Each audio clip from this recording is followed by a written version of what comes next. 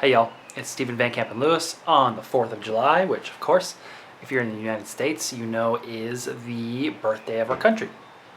But today I want to talk to you a little bit about two Cattleyas. One is in bud and one is in flower. The Cattleya that's actually blooming right now is Cattleya Varsa Vixia, and it's got three flowers, one of which has kind of folded up and collapsed. I'm not entirely sure why. I think maybe it's just just not great conditions growing here on the patio, but it's still bloomed, and the pollen on the inside of the flower is still good. So what I want to do is actually, when I turn the camera around, I'm gonna show you how I harvest the pollen and then how I save it for the long term. Now, I think the pollen could be useful possibly on the plant that's in bud. That's Cattleya Blossfeldiana. That is a hybrid between Cattleya rex and Cattleya luteola, and it's actually my understanding is it's a hybrid that is artificial, and it also happens in nature. So I'm really excited to see this one bloom. I think it's going to be really, really cool, and I might put the pollen on it from the Varsa Vixia, or William Green said he would send me pollen from Cattleya rex inti, so crossing that would be probably even cooler, because I don't think that cross has been made, although I'm not entirely sure that Varsa Vixia onto Blossfeldiana has been made either. So there's a couple things I can do. I've got two flowers to play with on the Blossfeldiana. So I got the division of the Blossfeldiana not that long ago, and it didn't really have any roots. The plant looks good now, so I bet it could hold one pod. I'm not entirely sure that I would want to try it with two pods. So decisions, right? I'll eventually let you know what I do. In fact, next week, when these buds on the Blossfeldiana open up, maybe I'll have a better idea of what I want to do. But in the meantime, I can still show you how I harvest the pollen from the Varsa Vixia and how I keep it and what I do with it. Alright, so these are the two plants. I'll show you the one that's in bud first. And if you recall, William and I had just one of our orchid chit-chats a couple of weeks ago, and I was showing this one, and you can see the shadow of the buds down here, and as you can see, the buds have come out. Oh, and I should mention that this is the Blossfeldiana. Let's see here. This is the name. This was a division I got from Mick Fournier. So it was awarded at one time, and then the award was stripped. So,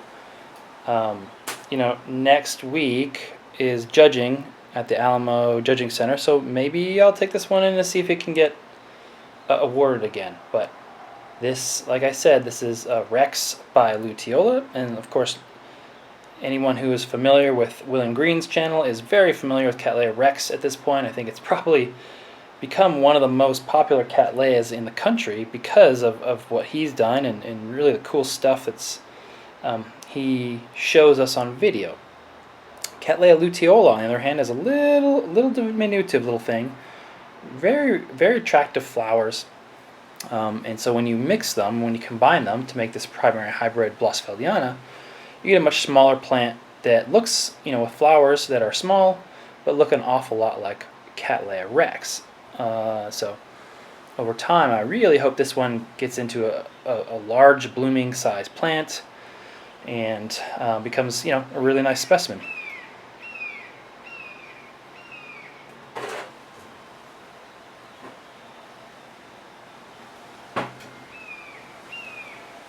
The next plant is the Varsa Vixia, and you can see this is SVO by Bedford. And for those of you who are familiar with this species, you'll notice that Bedford, these flowers are almost a clone of Bedford. For whatever reason, this particular plant really took heavily after the Bedford parent.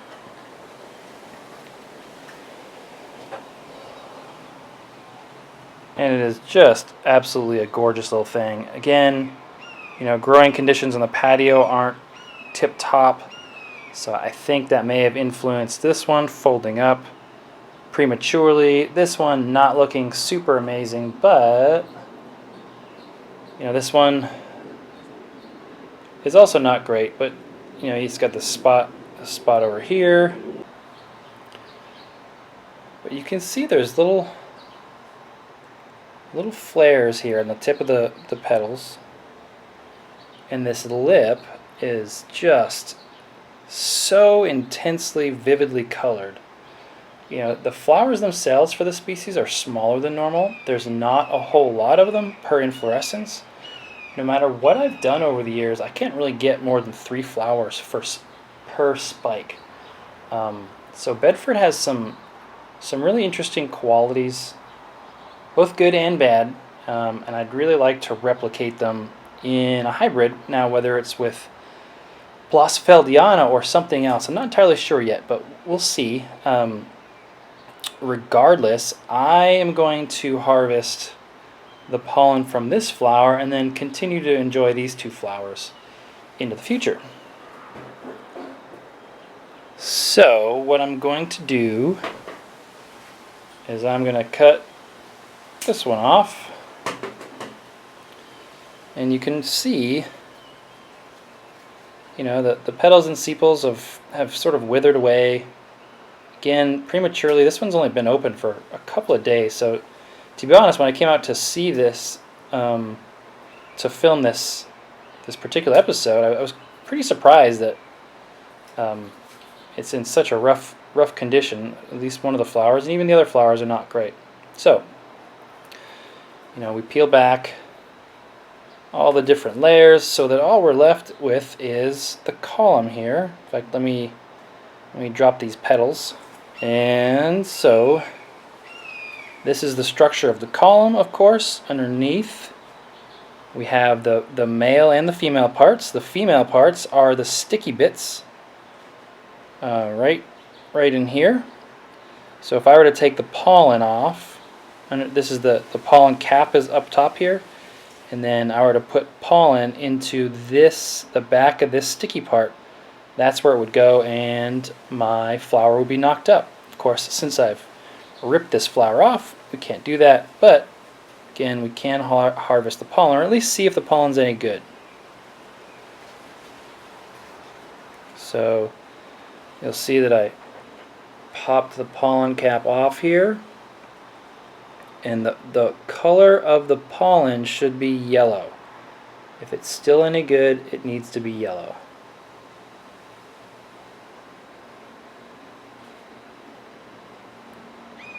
So I don't know if you can see this, but there's some good pollen there. So what I'm going to do is I'm going to put the pollen down on this piece of paper here and come back to it. See if I can get some other ones.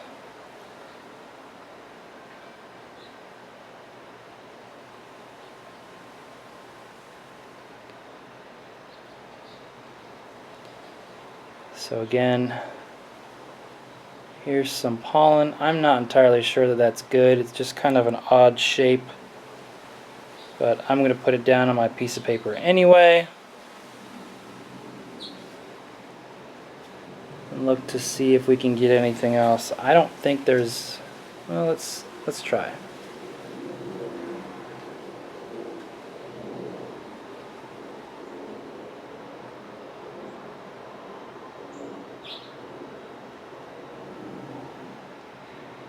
So here's another yellow one on my fingertip here.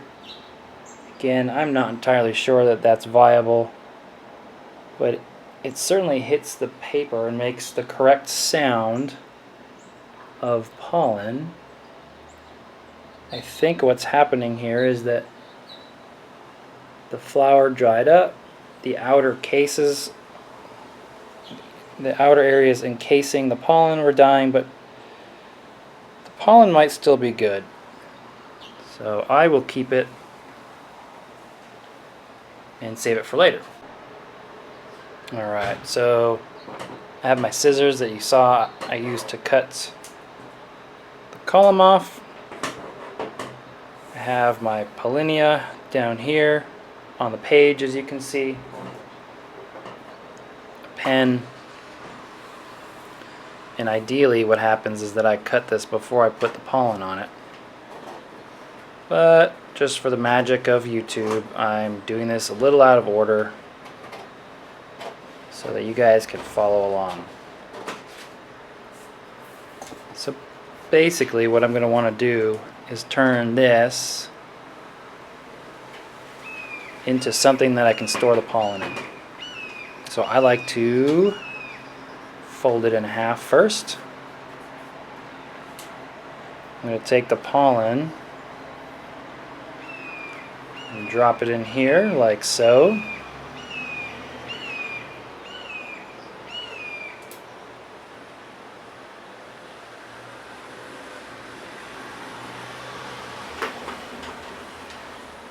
And then close it up.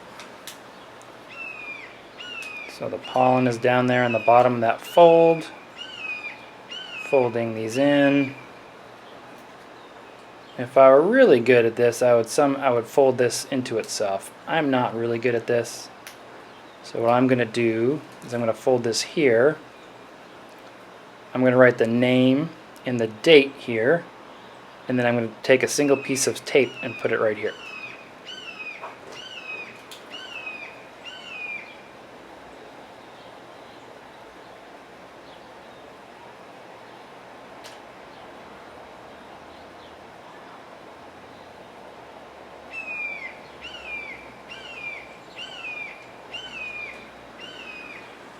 Now, as you can imagine, my handwriting is not great to begin with, but then wrapping my arms around a phone while I'm filming an episode is also not particularly helpful. So what I'm going to do now is I'm going to walk inside, grab some tape and the little pill box that I store all of my pollen in. 1 second, I'll be right back.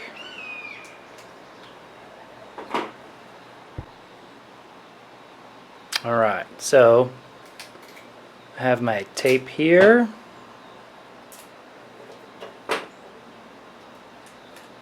Get this all sealed up. I have my pollen here, and I have all my other pollen in here. As you can see, I've got a bunch of these. Throw this in here and close it up and get it back into the fridge. And so this just lives in the fridge all the time with all of my normal items that go in the fridge, and this is how I store pollen for. I usually keep them for a couple years before I toss them. I think they can even last longer than that, but that's all I use them for. Anyway, hope you guys are having a great weekend, and I'll talk to you soon.